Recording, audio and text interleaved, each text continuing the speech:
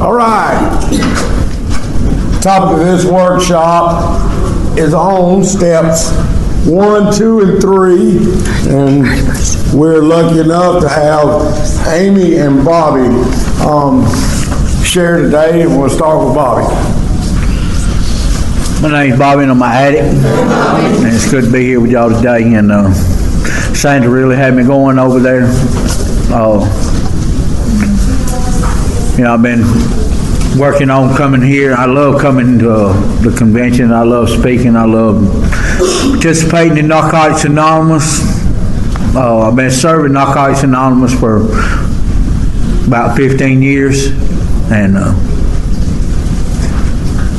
we was talking to some other people earlier, and I'm one of them that piss people off too, and on the serving part, because I this right here give me my life, and what we was reading earlier, I've had people, the shirt that I got a long time ago at one of the conventions, and it's got a teachable addict on the back of it. And one of the ladies, when I was younger, she had 16 years clean and sponsored half the women in our fellowship in my area. And I had that shirt on one day, and she said, "There ain't no such thing." And I said, "How the hell do you sponsor these women then?" I mean, this is, I have to remain teachable regardless of what time I get here in this program. And step 1, 2, and 3 is my foundation for this spiritual program, because it's my spiritual foundation for everything that happens in my life, and every step, everything that I do throughout the rest of the steps. If that 1, 2, 3 foundation ain't there, I can't do that one to the fullest. That's the reason it says when I finish them, before I go to 4, it says go back and review 1, 2, 3. Because, like she was talking about a while ago, and somebody said something earlier in here, when he come in the door a while ago, about people with time 7, 8, 10 years and more that still ain't done jack. And it's things about, I can write about that, and I know people that write, that, she was talking about how many times I've been through it, and I can write about these steps all I want to, but if I don't know how to apply what the principles are behind them, and know how to catch them in my daily life, then how am I going to use it as a spiritual foundation for the rest of my life? I come in, I had 2 years back in 92 when I was in prison. I've been in prison twice, been in 10 different prisons, watched 6 people get killed. I've had a hard life out in the outside, but being an addict's the best thing that ever happened to me. And people say, well, I don't say how you do that, because this right here, I accepted who I am. I come up inside here, and I'm not ashamed of who Bobby is today. Whether I'm on my job, or whether I'm in my church, or whether I'm in here, or out in life, I have to accept who I am and be the man that I am, because it made me the best man. Being an addict made me the best man I've ever been in my life.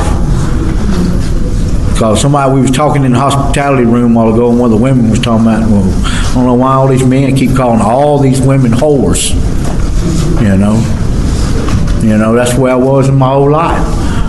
But see, today, like this thing talked about in our thing, talking about being a new way of life, and this is a new way. They don't have to be whores today. I don't have to be a whore today.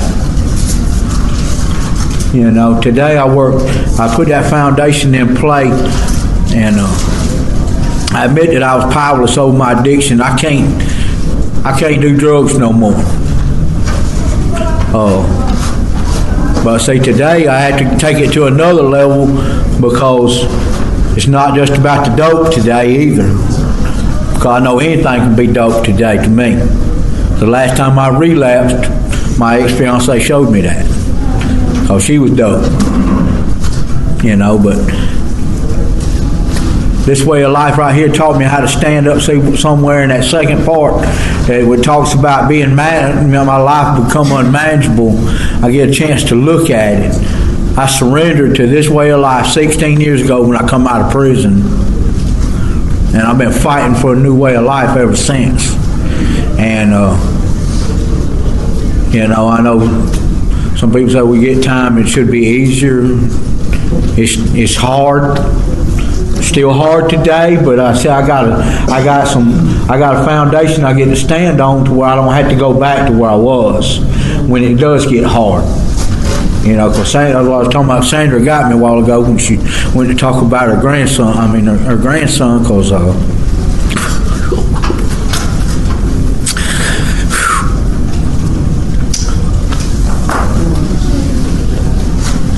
3 months ago, my died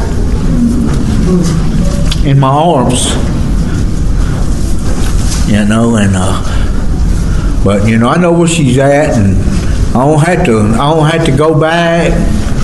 When I surrendered all of it, but it's the same thing we were talking about the dude with time that you was talking about a while ago, because this is an everyday thing.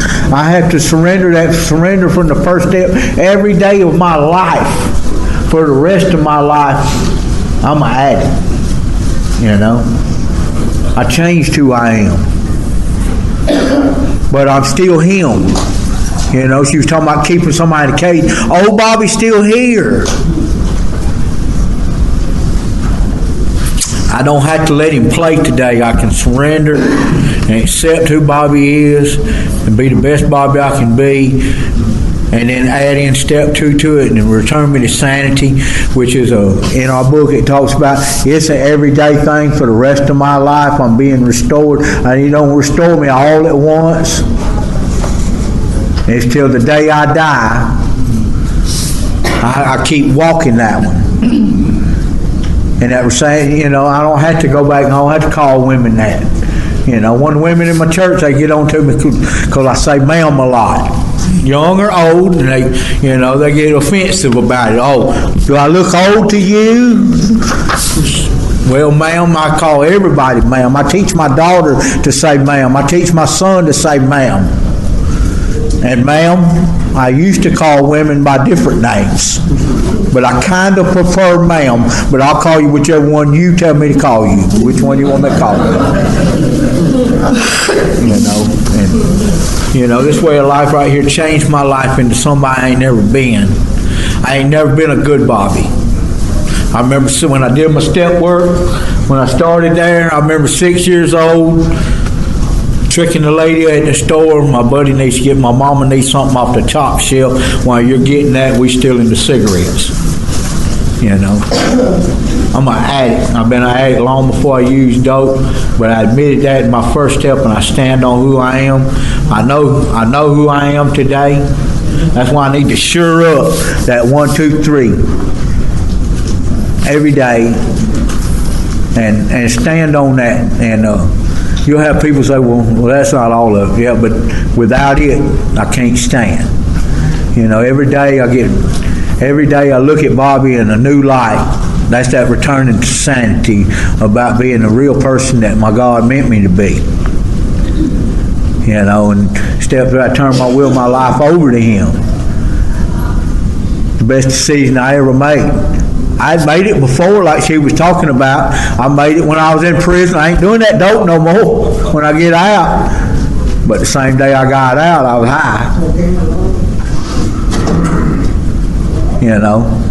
I seen my first sponsor in there a while ago in the room, and when I come out this last time,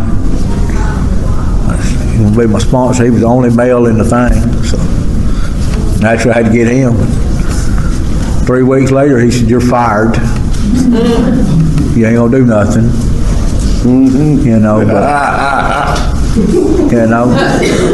And he laughs every time my other sponsor, he laughs every time I say that, because he'll be sitting out here in the audience while I'm talking.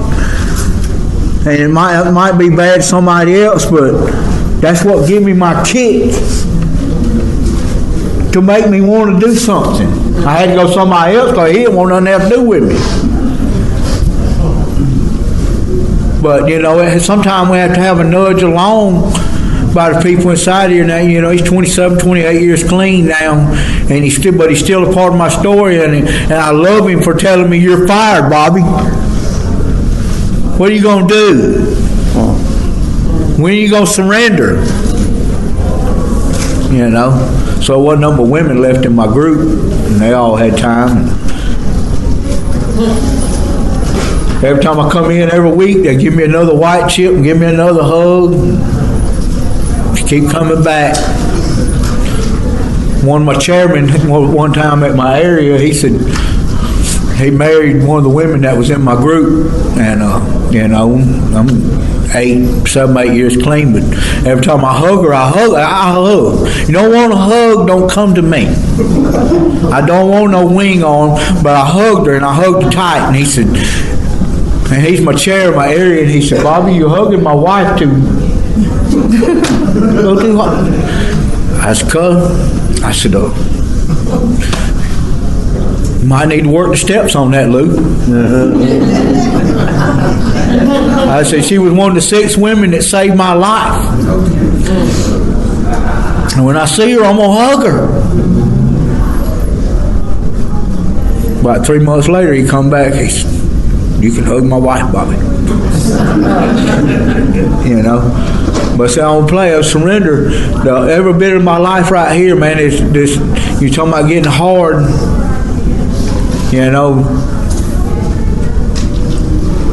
My baby that died.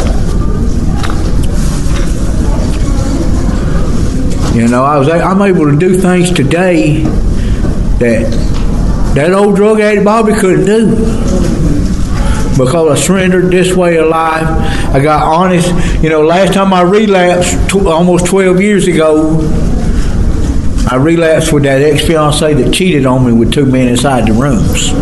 Try coming back to Narcotics Anonymous after your fiancée screws 2 men in the rooms, and one of them you sponsor. But I didn't. I hugged him. So, I know who old Bobby is. I said, "I really want to kill you, dog." I said, "But I love you." In fact, when his daddy died, he pawned his daddy's, the only heirloom of his father was a diamond ring. And I went and got it out of the pawn shop for him. Held it till he got clean. Didn't like it because he was still with my fiancée. But when her son comes into the room in Narcotics Anonymous, he said, "You still here, Uncle Bobby?" So "I'm still here, son. And I'll be here every time you walk in that door. Because I surrendered this way of life. I'm being returned to the sanity, of a real life." So that's what I like about the theme of this thing right here, because I don't play games in my life. I don't play I stayed abstinent from women for 3 years until I found my ex-wife, and 4 years ago she said, me and Larry are gonna be friends. And I've been abstinent since that day. And people say, because this way of life right here, they don't like to hear about, if me and you choose to use one another inside Narcotics Anonymous, and I know we don't never do that. But it's still called using. So I learned that when I was early in my recovery, because I was sitting here and you got to wait a year before you can get a relationship. And so I told this girl, I said, "No, man, we can't do that." And then she went and got her year clean. She's, "I got a year now, Bob." But we wouldn't use one another. And when we got through, we just rolled off and had that same guilt, shame, and remorse. But so that's one thing that Narcotics Anonymous teaches me. Get honest with myself. What's it really? is really using. Because I got honest with Bobby from that honesty that I learned in that first step. I honestly know exactly what I want in my life. I spoke about 6 months ago to some mixed group of recovering addicts, not in here, and I said that, and I got a 10-point checklist that I want, and I'm looking for my wife, and I want her to fill them 10 points. And the women laughed at me in the meeting. You need to have that same damn checklist. That's the reason you got the one that beats you. That's the reason you got that black eye. That's the reason you got the one that ain't got no job over there. That's the reason I'm still single 4 years after my divorce. I don't play games and they don't last long. I had one come over and said, she got 8 of the 10. Well, you're too picky.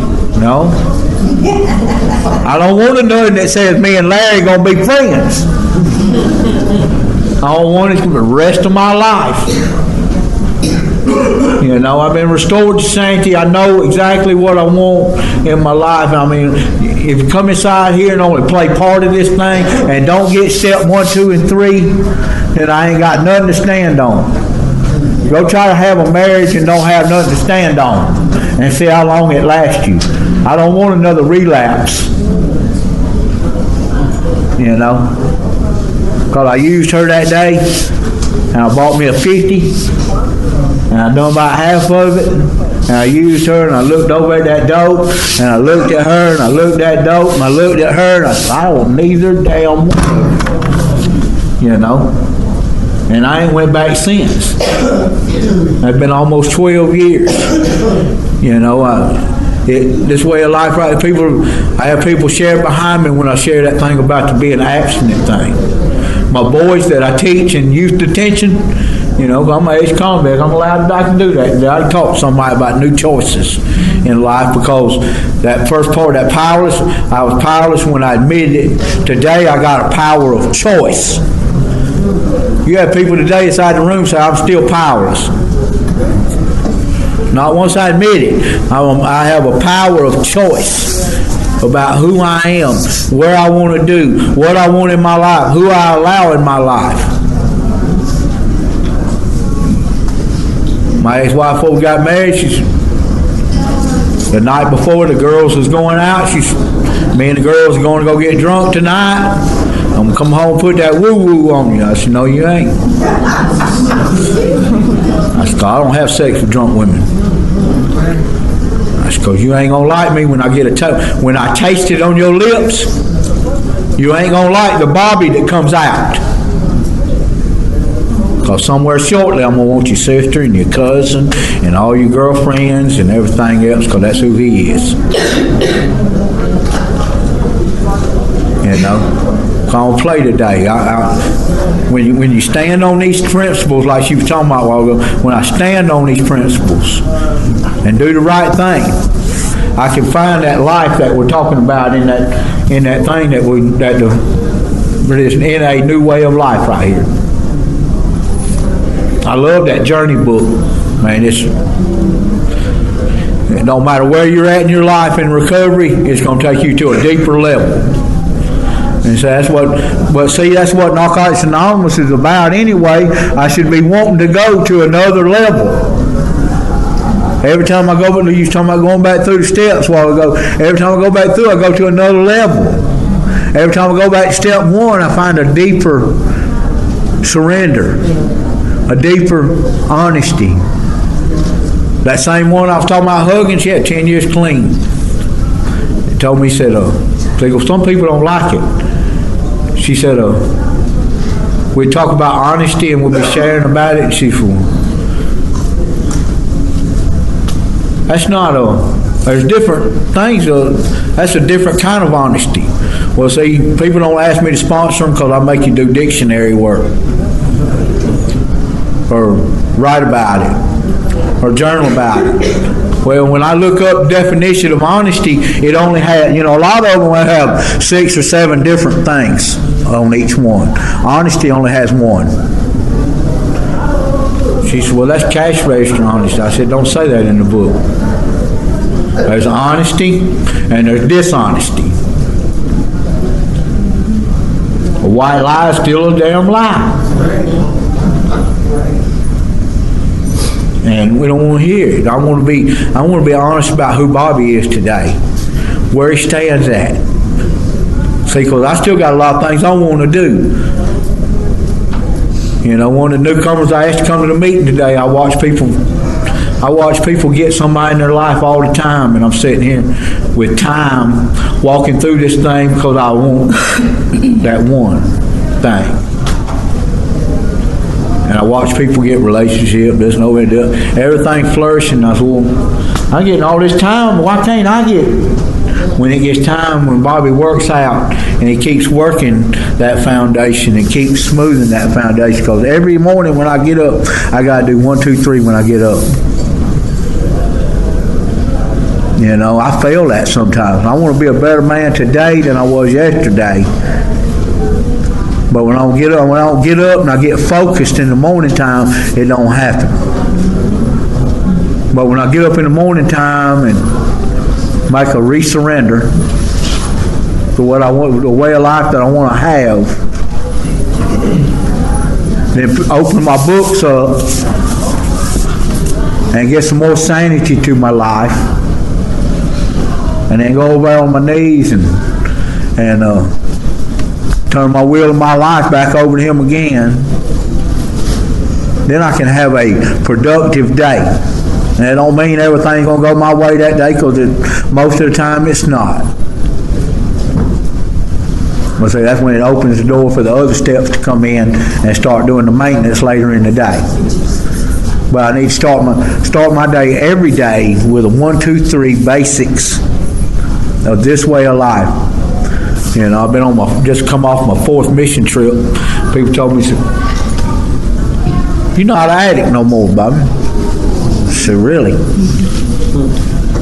You know, because I say I'm an addict no matter where I'm at. You know, "You're not an addict." I said, "Yeah, I am. The rest of my life, I'm an addict.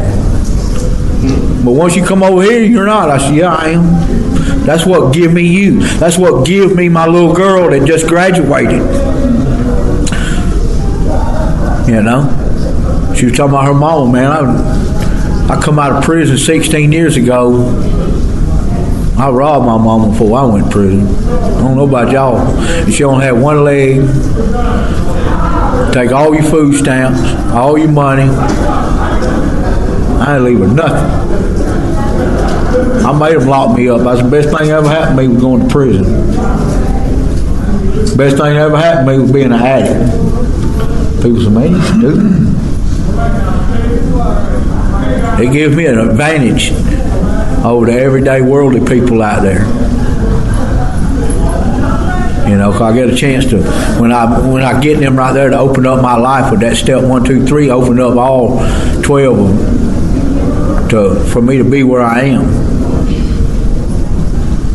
You know, I love serving Narcotics Anonymous. I read people like that, we always hear. I read them in a truck riding up here by myself today.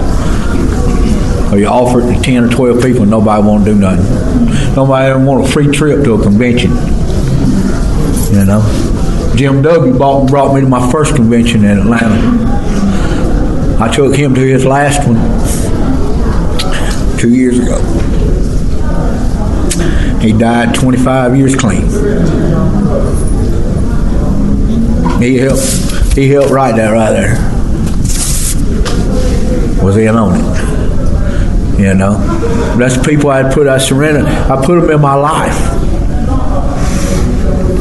I get honest about who is in my life. I can let all of them on the fringes, but there's only certain people can be on the inside. Some of them that's going to be, I'm be honest about who you are. If you ain't doing nothing, you got to go. I don't fire people as a sponsee like my buddy, but I don't believe in it. I believe you can fire me, I can't fire you. I'm going to be here, you can walk away if you want. You know, I know what I want in my life. I turned best thing I did when I got to that step 3 was turn my will, my life over to God, my understanding to this way of life for the rest of my life. You know, I got a meeting. I got 2 home groups, and I just had to give mine up. It was the oldest group in Columbus, but my other one I helped start 10 years ago, and it's newcomers, and it's still all newcomers except for Bobby. Because my message is a little strong for the people that's still in Narcotics Anonymous for a time they don't want to come. You know? One of them told me, he said, you should be the only one sharing over us. It'd be a pretty boring meeting if it was only me. When do I get to get something? Newcomer can give me something. My sponsor's got 27 years clean. When he got a divorce and he shared and he broke down in the meeting and walked out to the bathroom, the people with time didn't get up. One with 90 days clean, he got up, walked in the bathroom. He said, looks like you need a hug. A newcomer, you know. I don't like that thing. I mean, she went to touch on it a while ago, like the old timers used to say, you sit down, shut up, you don't know nothing, take the cotton out of your ears and put it in your mouth. Yeah. So that comes from another fellowship. It didn't come from here. Now, some of us transferred that inside here, but my other book, the one she got right there, says it. Person will one day clean. Yes. You know. Now, I might not have a message, but I really do got a message because that dictionary thing I told you about, I break it down. It said break down mess and age. You get you some mess and get a little age on your mess, and you'll have a message. You know. I got some old timers I don't like hearing.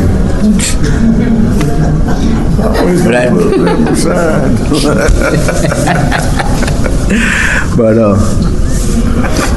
you know, when we do the footwork inside here, off of that foundation right there, there's no limit to where we can go. And it says that in her book. You know, I'm allowed to dream again. I don't care if I watched them come in the door at 16 years old, and watched them die, a lot of them, inside here a lot of time. You know. But this is my life. This is where I'm going to be. I hope the day that I die, that I'm right here. You know, because I don't want to go to, I want to be just like my buddy Jim W. that died. Or the rest of them that we celebrate. You know, I want to be honest about who I want to surrender my life every day. Get honest about my life. Go to step 2, give me some hope. And then some faith that I can be somebody new, that I don't got to be the one that robbed my mama.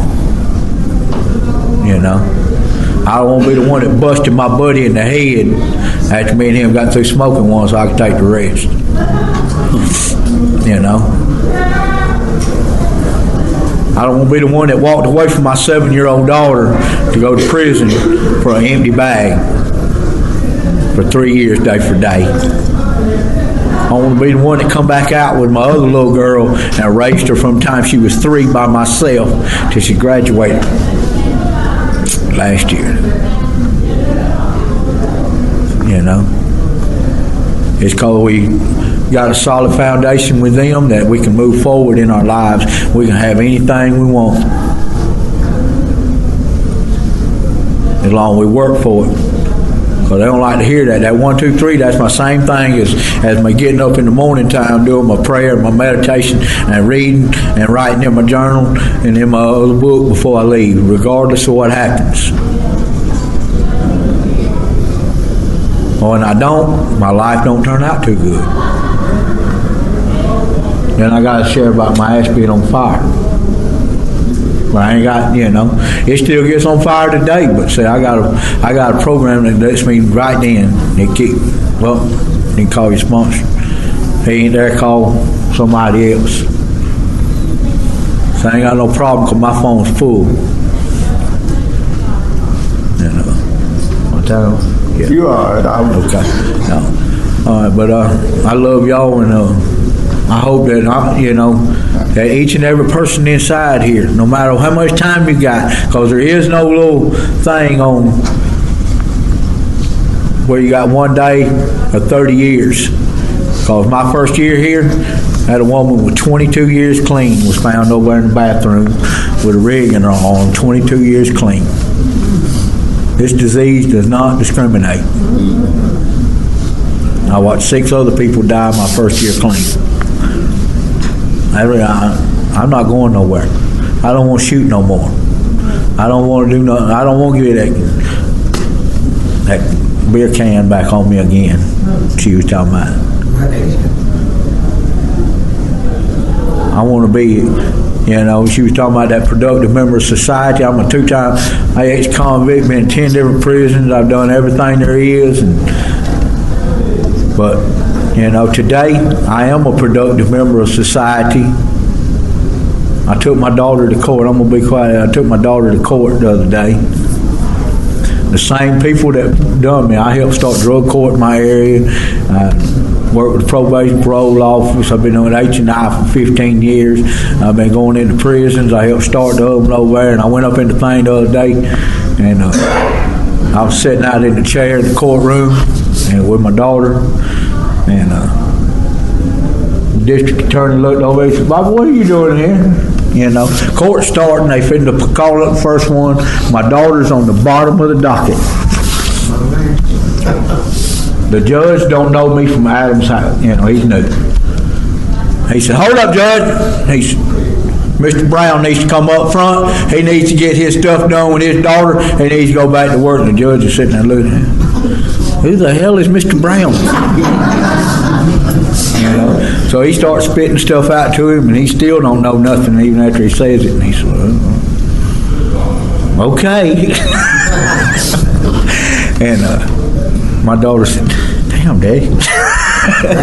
I said, "But see, I invested in my community. I still invest in it today. I'm honest about who I am. I surrender who I am. I'm still in the process of this brain getting restored to sanity every day. But, I turn all my will and my life over to God. And when I take it back from him, I give it back to him real quick." And that's all I got. Thank you.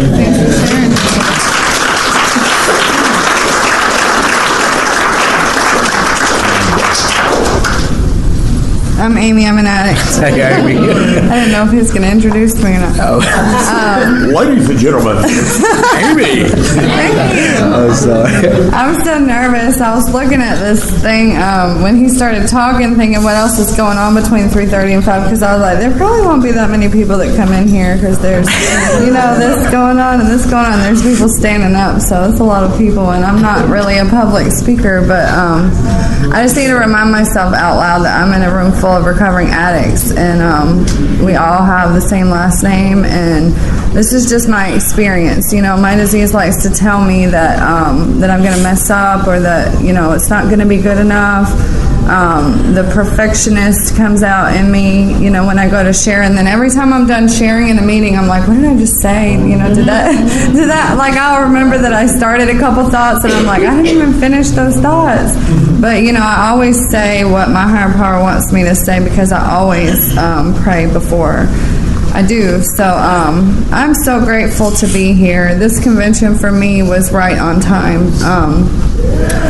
When I think about steps 1, 2, and 3, the first thing that pops into my mind is that this last week has been crazy for me. It was extremely unmanageable. I felt very powerless this last week, and I don't know what was going on with that. We had some weather back towards Atlanta that was coming through, supposed to come through, and schools were canceled a lot, and I don't know, it was just a really crazy week. And then I felt like maybe my higher power was trying to prepare me for this, because I kept feeling like I didn't have a lot to talk about. But you know, when I first came into the rooms, I got started on the steps almost immediately. I mean, I drug my feet a little bit on getting a sponsor because I was so scared, you know, to ask somebody, and I didn't really know who to ask.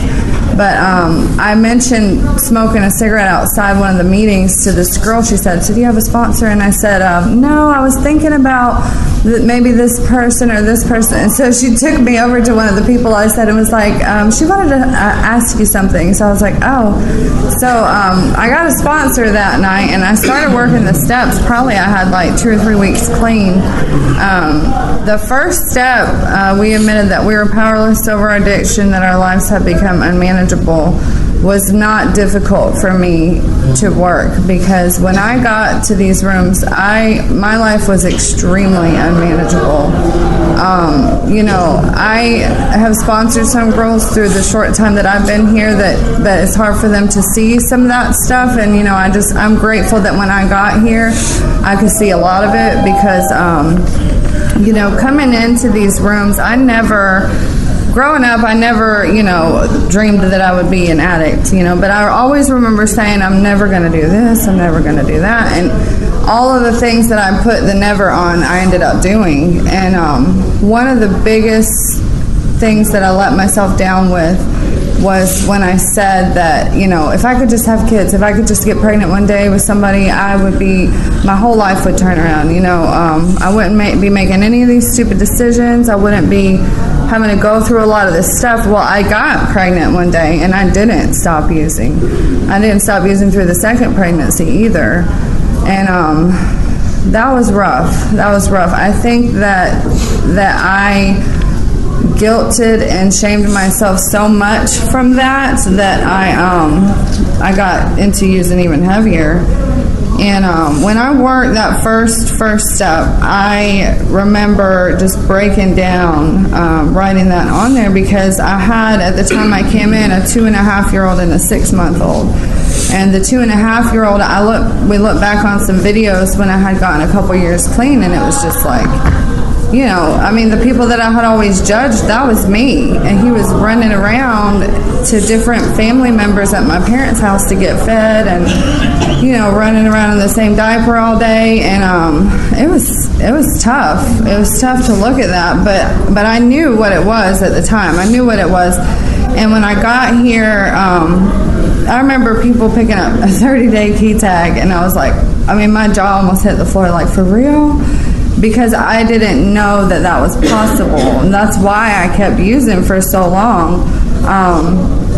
I really didn't think that I could get clean or stay clean. I didn't know that it existed, and when my husband kind of like started going to meetings here and there and getting a little bit of clean time together, I knew it existed at that point, but I didn't think it was for me. I didn't think that could happen for me.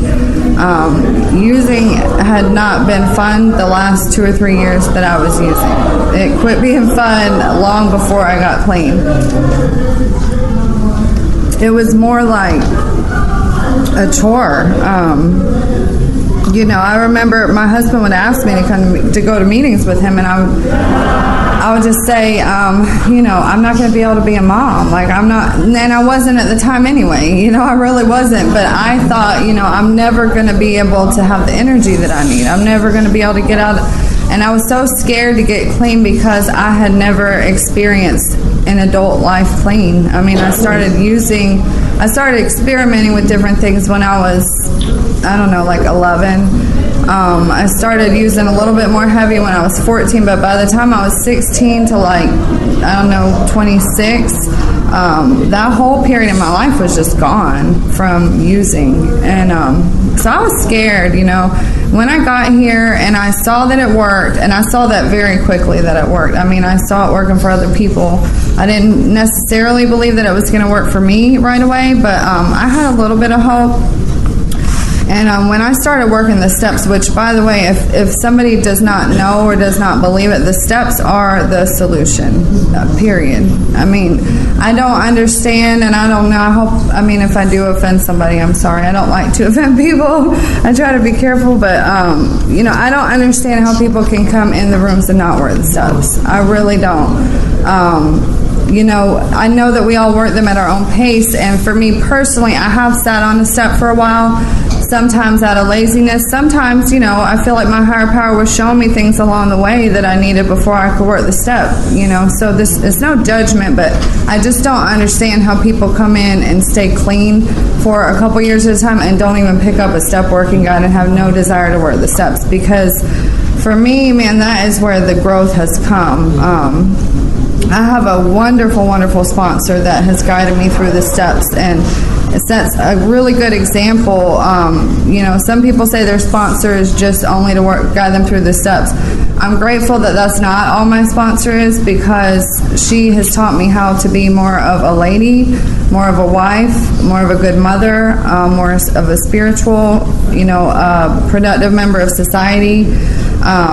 So I'm really grateful for her being that kind of a model to me. But, the steps is where I have grown and blossomed, though. So the first step, I had that pretty down pat. I saw that. I still see it today. When I'm powerless and I'm becoming unmanageable, I tend to obsess quite often. I have an obsessive personality. I don't know if we all do or some of us do, but I know I do. And, I'll obsess over anything, like tax time. I'll be checking the IRS, where's my refund, like 18 times within like an hour, like it's going to change.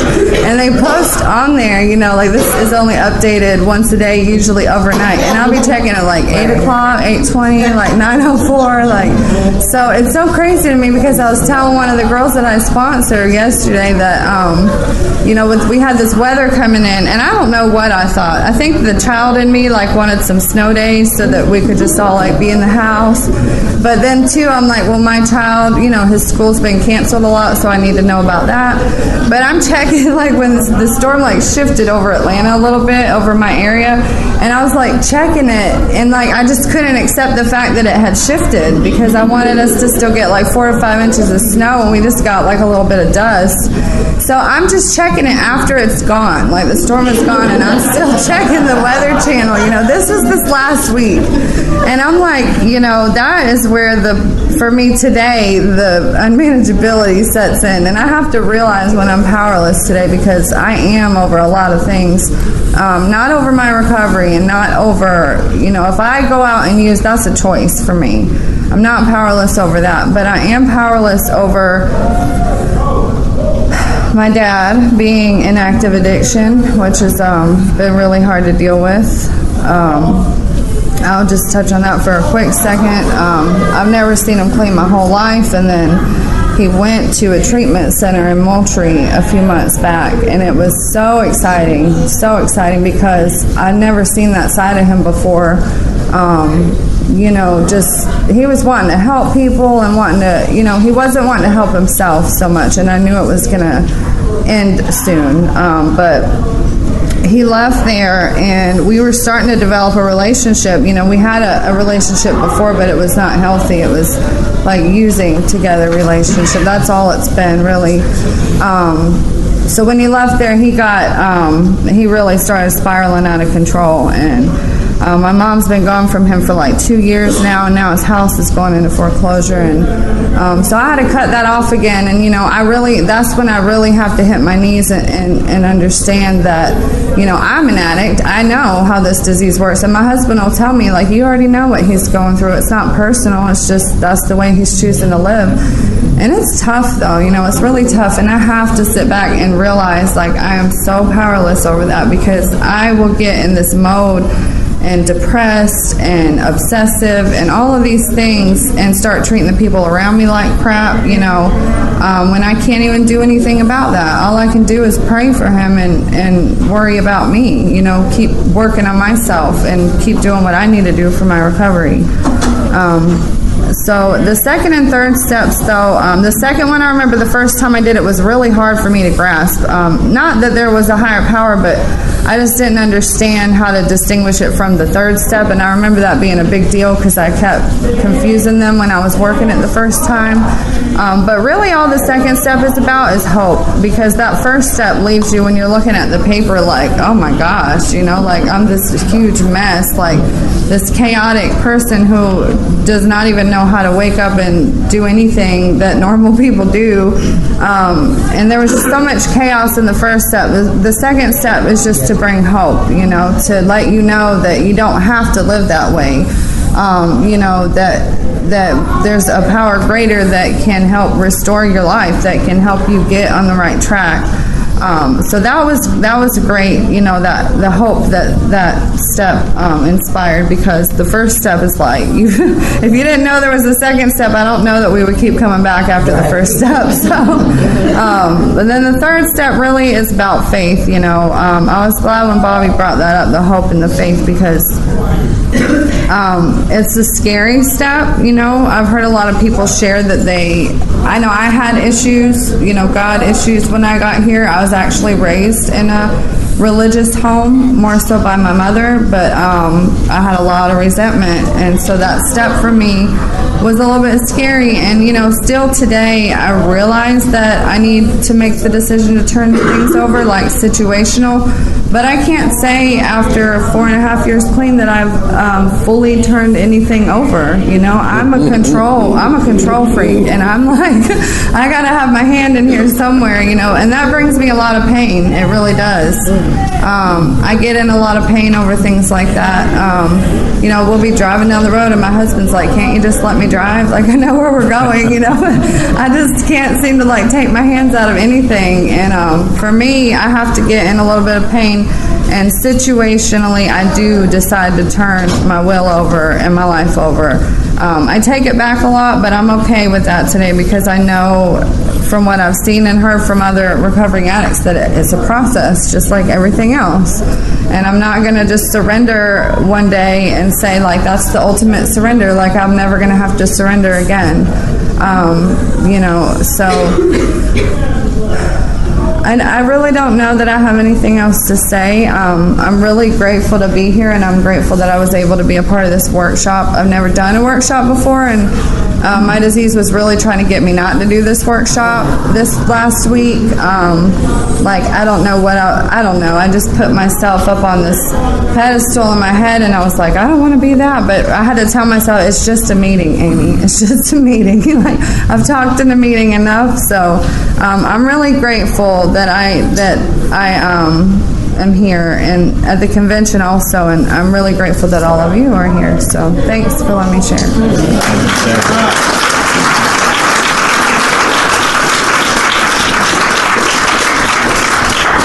My name's George. I'm an addict. If y'all been here since Thursday, y'all seen a good little bit of me, and that's usually the way I like it. My wife picks at me because I talk kind of loud, so she says she ain't got to call my cell phone. She can just listen down the fucking hall and she'll hear me. But, I carry on. I like to have a good time, and it's kind of like Ray shared last night. When I got here, wasn't shit funny. There wasn't a damn thing y'all said was funny. It took a hot minute to get to where I could even look at some little cartoon and laugh.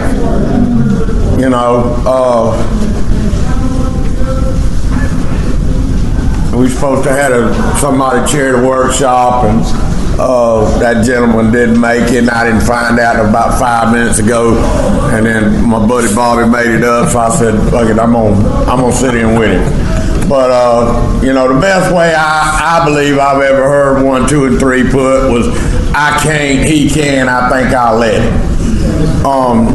The physical part of the first step of me every day is when I'm humble enough to hit my knees and say a prayer. And that just means that, I stand tallest on my knees today.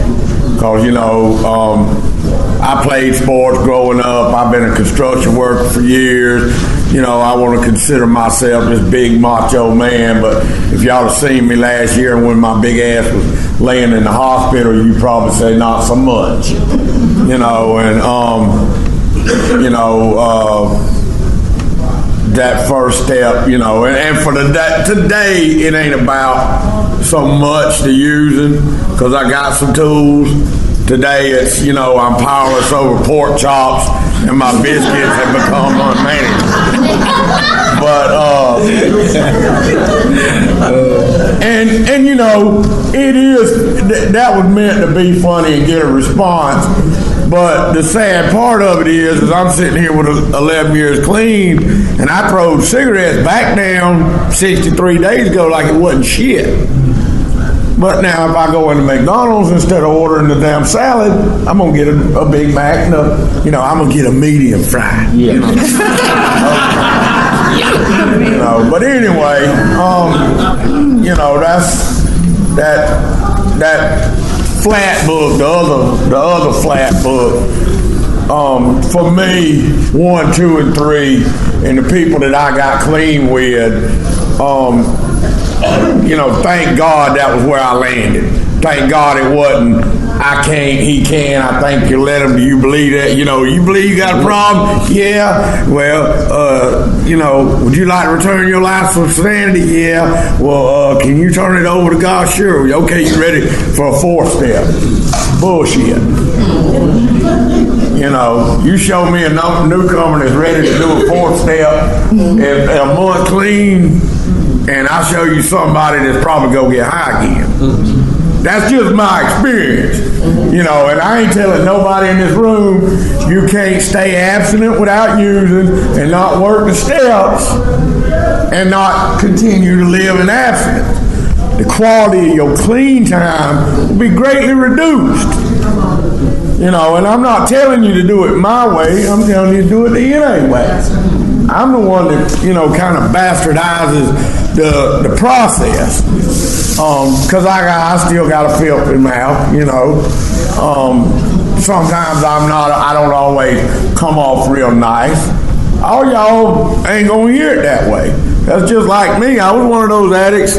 I needed to be told, you know, sit down, shut up, you know, and let us help you. That's what it took for me. But I did find that the better emphasis I put on 1, 2, and 3 through the step working guide made 4, 5, and 6 easy.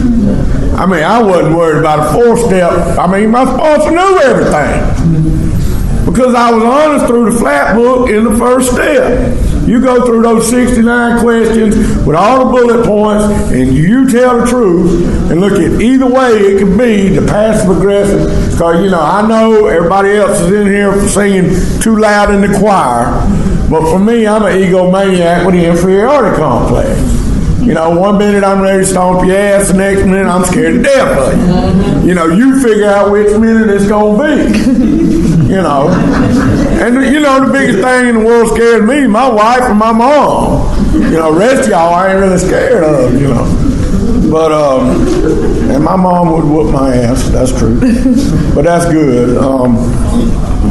You know, in the 2nd step, you know, I wanted to come in here and I had a belief in a religious God, and I truly believe my religious God can be that same spiritual being that I'm striving to be around. We don't necessarily go towards that here because the word God scares folks off. You know, I've heard people say, well, the doorknob can be your higher power. The doorknob's done great things. It got us to the other side of the damn door. But it ain't gonna make no babies. It ain't gonna make the sun come up on the East Coast in the morning. You know, that's just, you know, that's my personal belief. But in that 2nd step, you know, God keeps showing me stuff. At 11 years down the road, I still do the same stupid shit I was doing when I got here. It ain't as bad as it once was. Okay, it's a lot better than it once was. But, you know, I still argue with some folks I got no business arguing with. You know, but the big kicker in this workshop for me was the third step. Because once I got to the point, you know, by the time I made it to the third step in the flat book, you know, I'm looking at 5.5 months clean. We done a little honest soul searching. We got to that third step, and you know, it wasn't about, you know, I still had thoughts of using. You know, I'm a drug addict. You know, using, I love the smell of it, the way it looks, I love the ways and means of getting it. You know, I always fancy myself, you know, a player. You know, and you know, when I got here, y'all know the drill. I got here, I went into jail. I said, yeah, I got busted with a half a key and a pound of weed, and truly, it was an empty stem and a half a rope.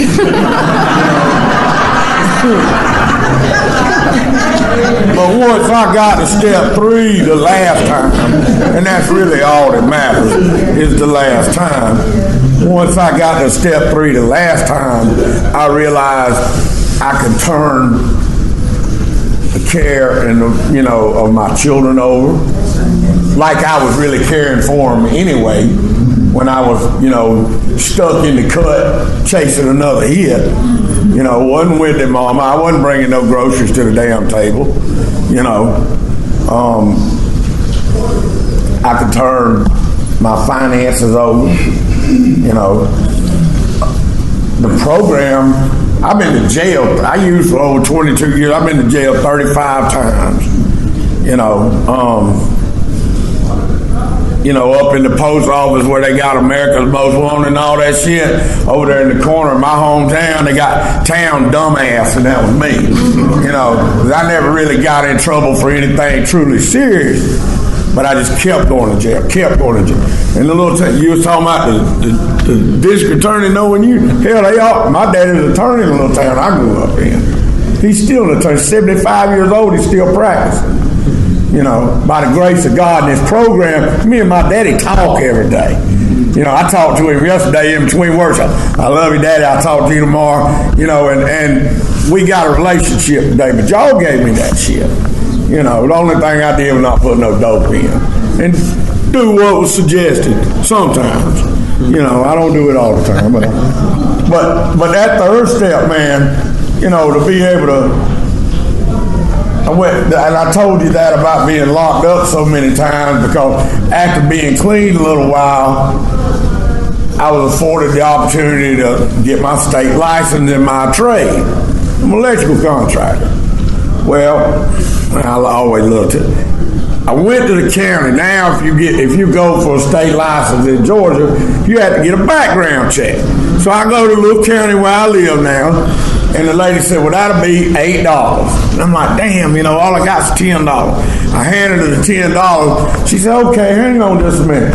She prints the shit out. She stamps it with that little stamp, hands it over, and I start walking out to the elevator to go downstairs, and I start reading it, and all of a sudden I felt like I got my money's worth. That submission was 8 pages long. 8 pages. Yeah, but I got my license. People trust me with their money today. This fellowship, I sat over there in Duluth 4 years ago. I know $15,000 of money run through my hands. Y'all trust me with your money. You know, 12 years ago, anything that wasn't nailed down, that shit was going. You know, if I get a nickel for it, I was stealing it. I didn't give a damn. And you know, I'm lucky to be alive. You know, and then like I was telling y'all, last year I had a skydiving accident. I fell off a ladder at work.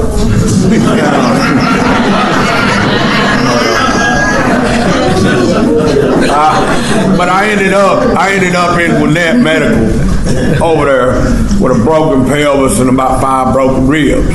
Well, I ain't had nothing stronger than Advil or a double shot of Starbucks or Winston Light 10 years.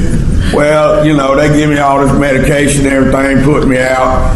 You know, as the body goes into shock, well, I caught a staph infection.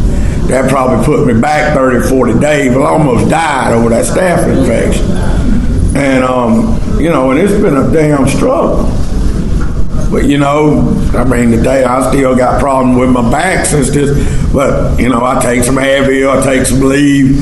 Ain't no damn hit of dope or, trying to fight a little bit of pain. Hell, that pain ain't shit. So sit your ass in the county jail for a month and tell me how that ass feels. And that's what my buddies used to always say. A hard head will make for a soft ass. And I, for any of y'all that are, still, I know there's a lot of y'all that's got some time in here. And there's some of y'all in here that's still wondering, what the fuck am I doing? The heck with the steps. And we was talking about a buddy of mine that's our part-time sponsor. And I say that because when his ass is on fire, pick up the phone and call. Well, he went through one of these treatment programs and he half-assed went through a few steps when he first got here. Well, now he got 8 years clean, still ain't put a 4th step down on paper. I'll do it when I get to it. That's if you make it back out of the dope man's house. I don't know anybody ever overdosed on a 6-pack of natural light.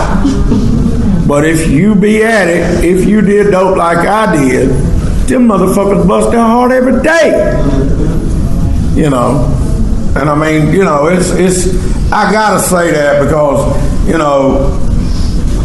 Amy was right. The steps are what set us free. I was told early on, the steps are so I don't commit suicide. The traditions are so I don't commit homicide. And in that long-term treatment program I was in, I lived in one house, 17 guys, more than a year. I was forced to deal with my fellows. But I came out of that, and then I could actually do some of that area service work. But it's changed my life. I wouldn't trade it for nothing. Regional service is better than the area service. This is like my 5th Georgia Regional Convention. I know all kinds of folks now.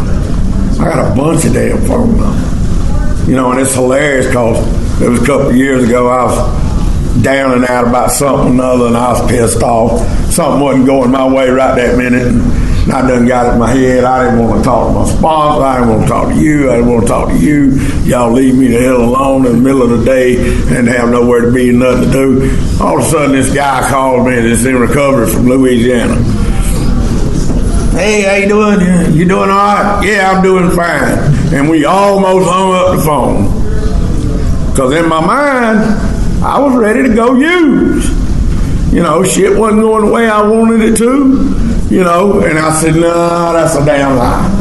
And so I told him the truth, and we spilled out a little bit more. Well, 25, 30 minutes later, I felt better about the way things was going. I wasn't ready to use no more. And you can't tell me God wasn't in the middle of that. And it ain't got to be my God, it can be Allah, Buddha, whoever it don't matter to me.